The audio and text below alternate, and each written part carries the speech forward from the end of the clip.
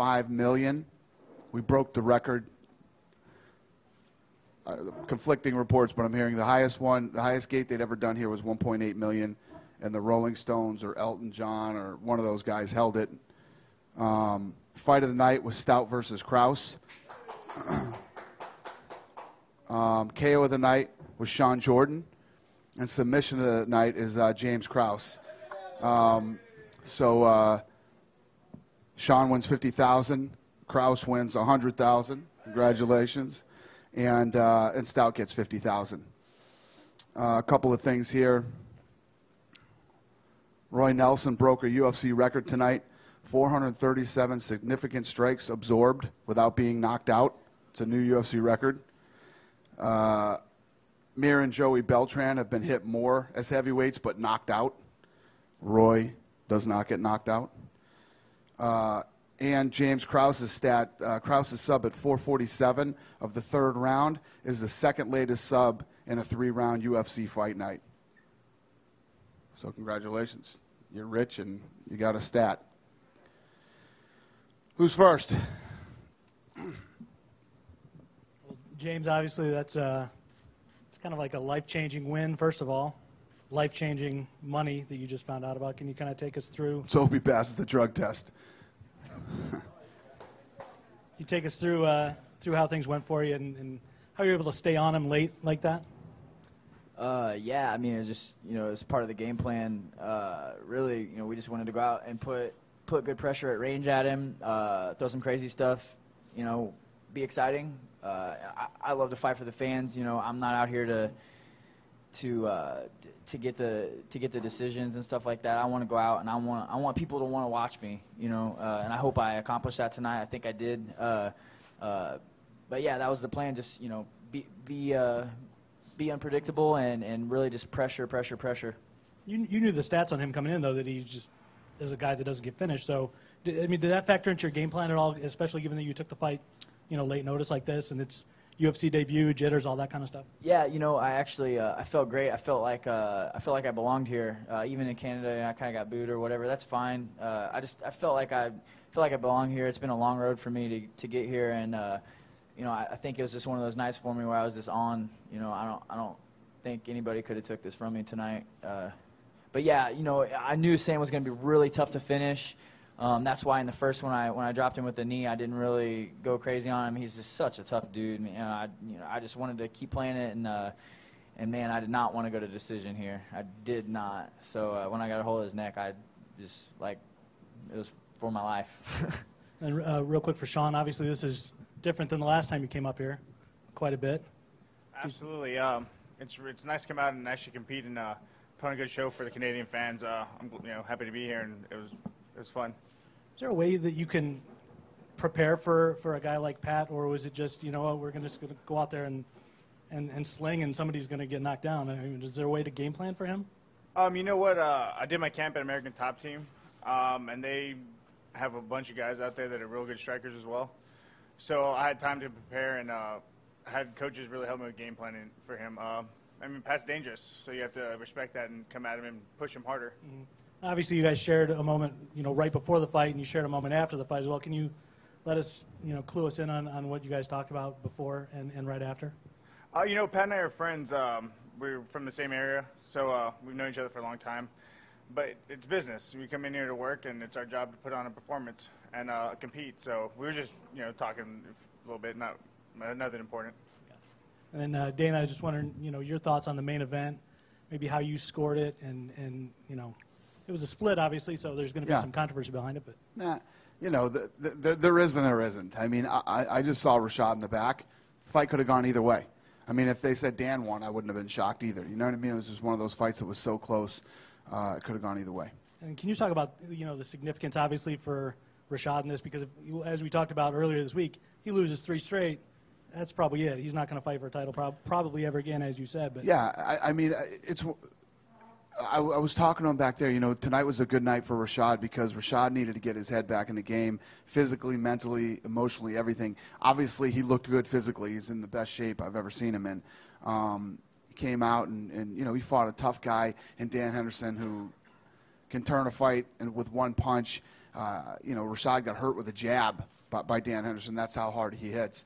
But he needs, he needs to get his. Tonight was a good confidence booster for him, hopefully, and he starts to let his hands go more. The old Rashad used to let his hands go, throw kicks, and hopefully tonight was a step in the right direction for him.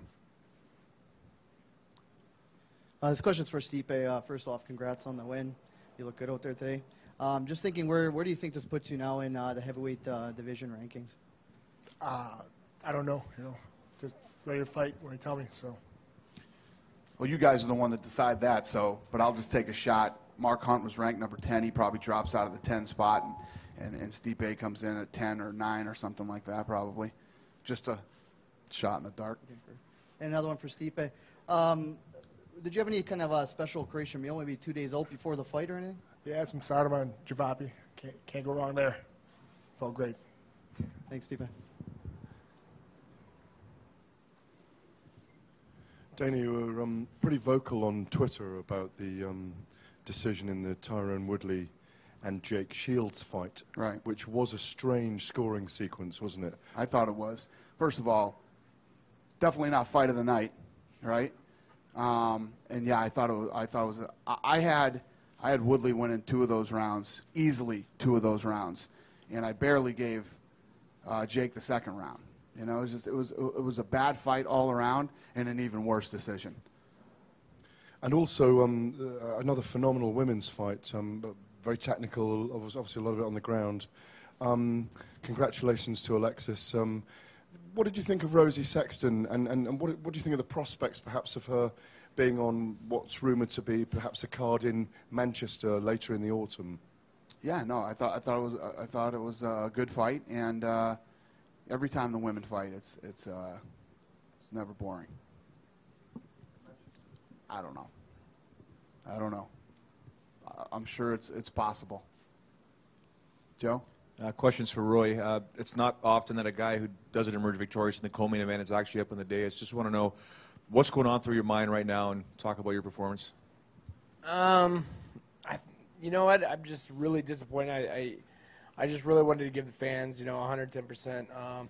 Today I just felt really lethargic. I don't know if it was just like the 2 weeks, or I peaked, early, or a couple weeks ago, or for my fight, back in April.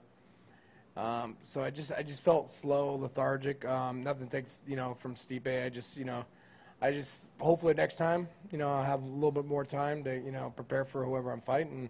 And the one thing about the heavyweight division is you always got to watch every fight, because anything can happen. With the whole situation with the contract, where do you see yourself with the next organization?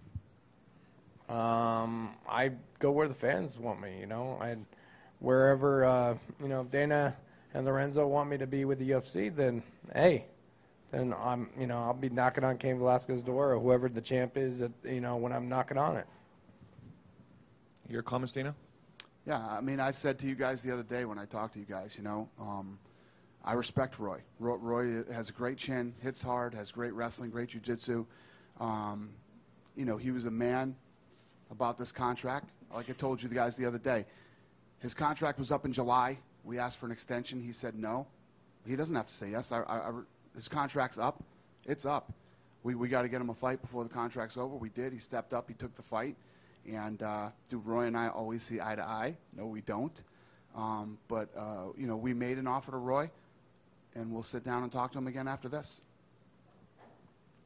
Question for Alexis. Obviously, in your post-fight interview with Joe Rogan, you were tired, out of breath. Have you been able to absorb it now and just give us your thoughts on everything? Well, now I feel pretty good. But, yeah, the fight was what I expected. It was a tough fight. I've watched a lot of tape on Rosie. She's not one to give up, and she's very hard to submit. And, I was just happy to go out there and hopefully, entertain the fans. Got a question for Stipe. Can you just talk about what the game plan was? It seemed like Roy was pretty aggressive early on. You were using some footwork to stay away from him. Can you just talk about what you thought, how the fight would go, and if it lived up kind of to what your expectations were? Yeah, my coach just, said stay to the right, watch for the big right hand. I mean, his last 3 fights, he's dropped dudes with, the right hand. So just take my right, use my angles, and pick them apart. And that's what happened. That's exactly what I wanted to do.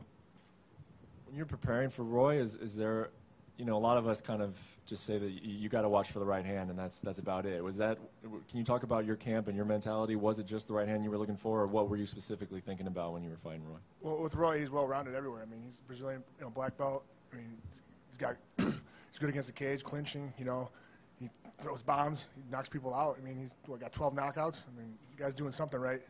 So I mean, you got to work with him. You got to worry about everything. And Roy, I know this is a tough question for you sitting right there, but sitting there now, do you want to stay with the UFC? Is that what your first interest is in, to re-sign with the UFC? My interest is I want to get past this loss and just fight. I mean, that's what a fighter does. Is I just want to get out there and fight and get another W. Like, when you lose, it's like, I mean, Stipe knows it, coming off of a loss. That's the worst thing to fight, is another fighter that's just coming off a loss, because all you want to do is just go out there and knock the other guy out, just because it's something that you just have to prove to yourself, and that's all I want to do, is just, where that opportunity is, and, hopefully it's with the UFC. If they want me here, then I'll be here. Dana, real quick, an interesting one. You guys just had a card that broke a record for stoppages and submissions, and this card, I think they're saying, tied a record for most decisions on a card. What were your thoughts, on the card overall? Obviously, numbers-wise, from a financial standpoint, fantastic. All right. You trying to get me to say this card sucked? No, absolutely not. Yeah, I mean, the decisions were fun fights. Yeah. I would say. Yeah. If you look at the list of fight here, the fights that happened tonight, the Eves fight, that fight was an awesome fight. The Eves fight was great. Him and Dustin Page. The fight with Roland and Figueroa was very good. Sean Pearson and Kenny Robertson, I thought Kenny Robertson blew the fight in the last round. He had him hurt and didn't even try to finish him. He laid on his back the whole time. Even if you don't think you lost the first 2 rounds, you never know what these knuckleheads are going to do. You saw that in the Woodley fight, right? Krause and Stout, fight of the night. Let's just skip the next fight and go to Pat Barry and Sean Jordan. Great fight. The Alexis Davis fight. Let's skip the next fight. And then the co-main event was good, and the main event was good. So overall, I'd say it was a good night. Was it a record-breaking night of knockouts and finishes and excitement? No, but it was a solid card. And then, Dan, real quick, obviously a second straight, obviously disappointing split for you. Just your thoughts overall on how things went in there? I guess it could have went better. I just, left it up to the judges again. I got nobody to blame but myself for that. He kept the pressure on pretty well in that 3rd round. I kind of was trying to take a little bit of a breather and then go back after him, and he kept the pressure on pretty well and didn't let me do that.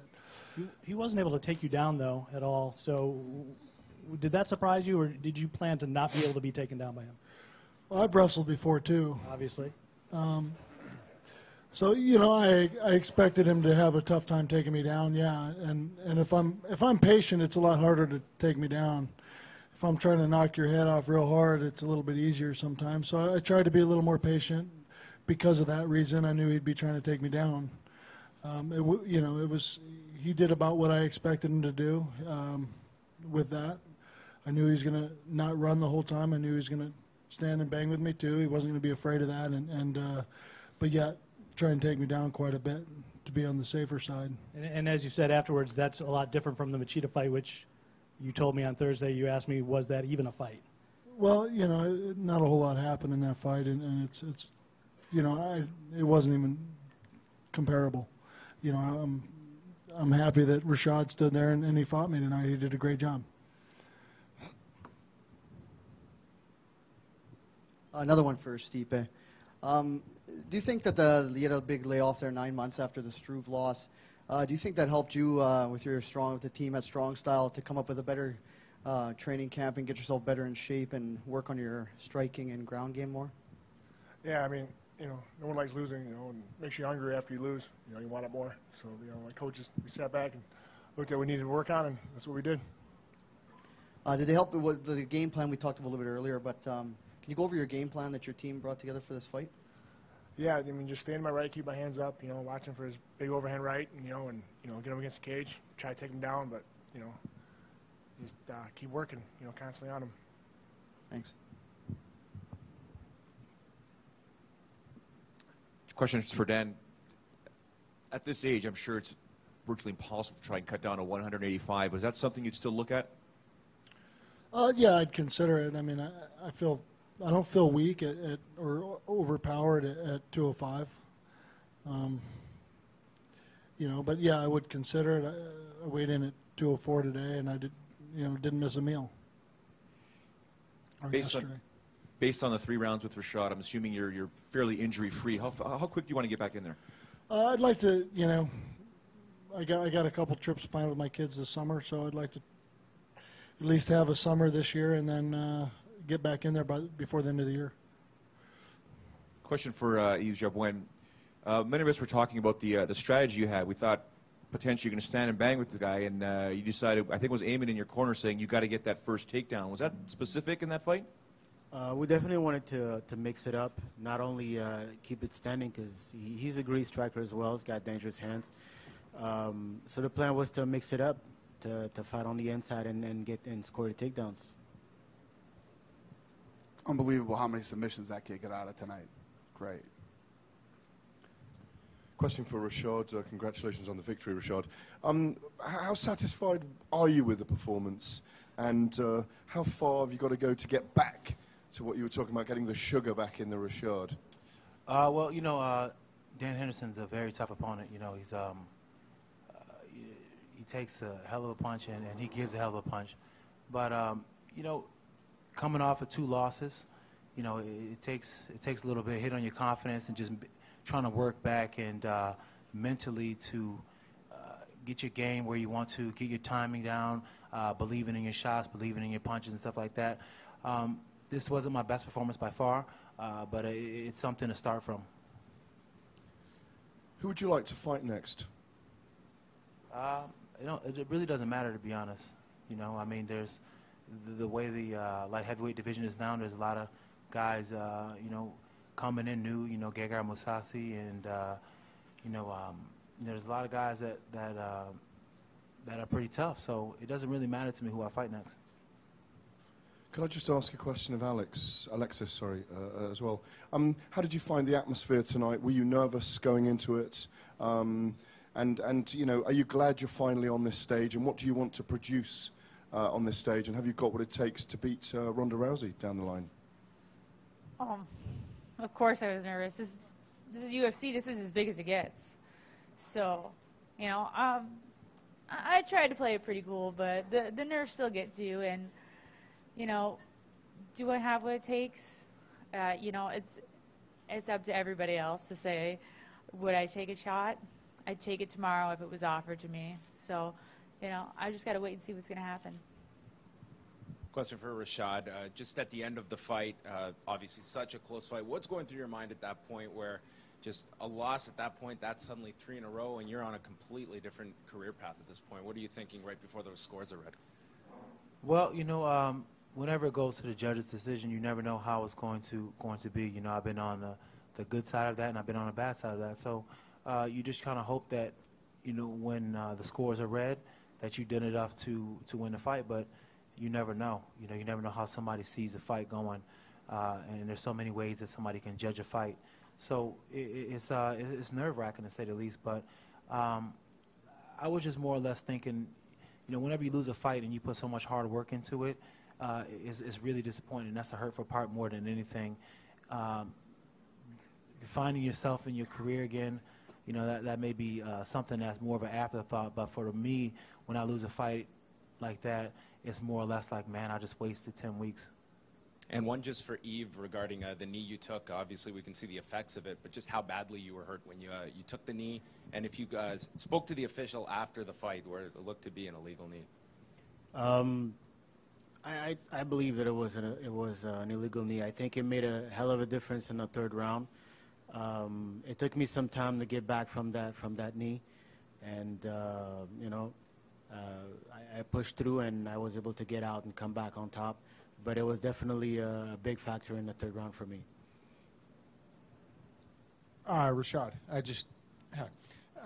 you talked a lot about getting past, some mental roadblocks coming into this fight. Were you more anxious than normal coming into this one? And was there a point during the fight, where maybe it kind of, clicked and, maybe you got past a little bit of that? I was a little bit more anxious going into this fight for sure. But once you get out there and once you start going and getting hit, and once a fight starts and it happens, then it kind of just like blurs together, and then you kind of go with the momentum of the fight, and you kind of like keep scoring your mind, kind of thinking like, okay, did I land this punch? He caught me with this punch and things like that. But for the most part, it just kind of blurs together, and it's not like I'm not so conscious of the afterthought, because when your mind is so present in the moment, you're not really thinking about all the things that somebody from the outside watching the fight is thinking.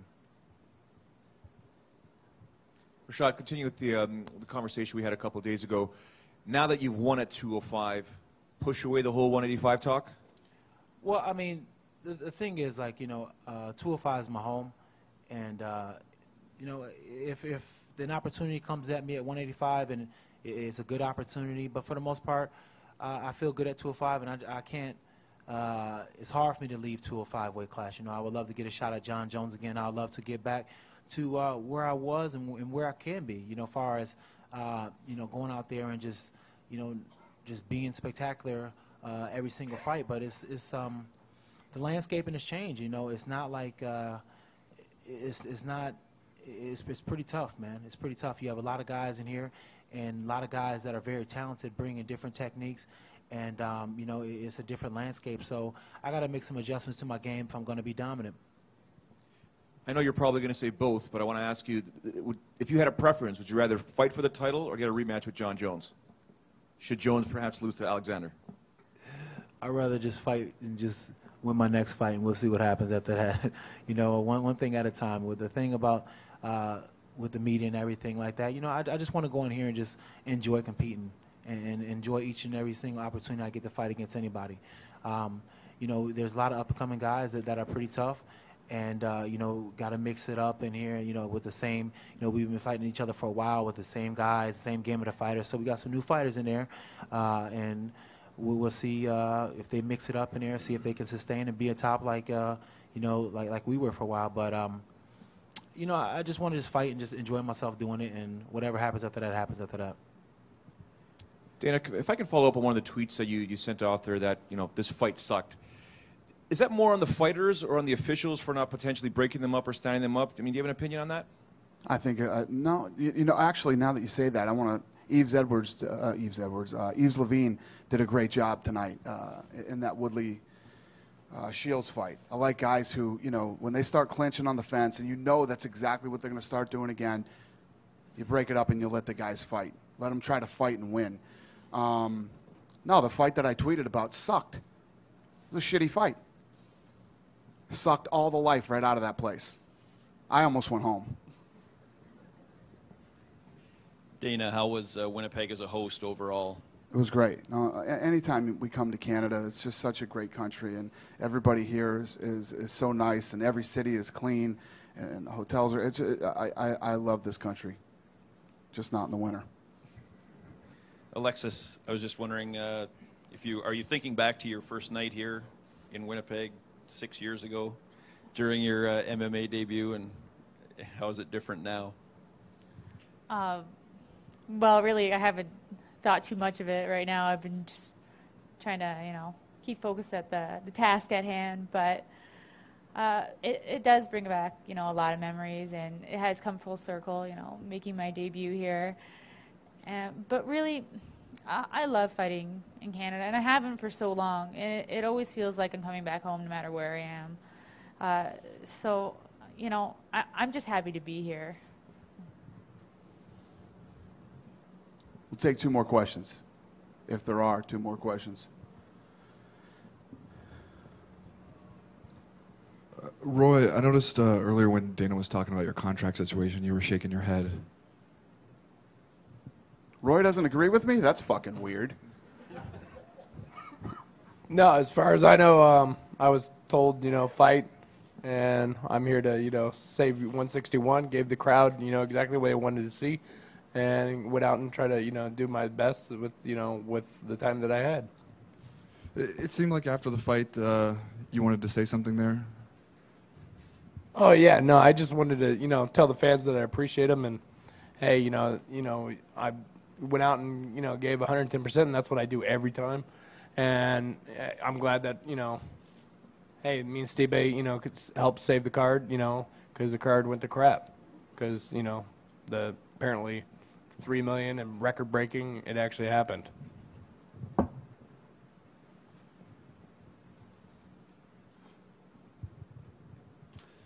Question for Dana. Were you, I guess, surprised at, the behavior of the crowd tonight? It seemed to be a crowd that showed up very early, was very loud, a very full house from the get-go. Any just thoughts on the crowd tonight? Oh, it was awesome. From the first fight, I can't remember what the number was, but they had a number for the first fight of the night of how many people were here tonight, and it was something like 11,000 something for the first prelim. You saw when those two walk in, place was packed. People were all going crazy. It was awesome. Really, really great experience coming to a new market like this with fans that were that pumped up. And I saw there was a fight in the crowd earlier. That's what happens when you have a shitty fight. People start fighting instead. It happens, but the place was awesome. Couldn't have been any better. Thank you guys very much. Have a great night. Appreciate it.